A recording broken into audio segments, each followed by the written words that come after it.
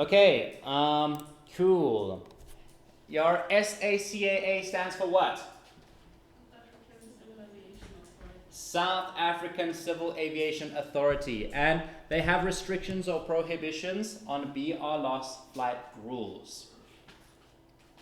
Your RV-LOS, I mean, okay, the B-RLOS is basically what they said there without actually saying it for some reason, is that your B-RLOS applications can't actually be implemented unless you've shown them that you have R-LOS available as well.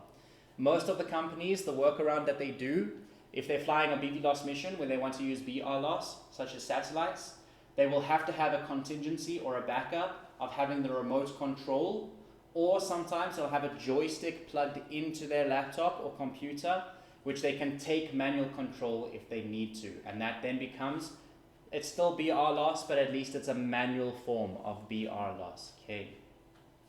But essentially what they're saying there is that the CAA, it's very rare for the CAA to actually approve B-RLOS missions. They want at least part of the mission to be RLOS. How do you get around that?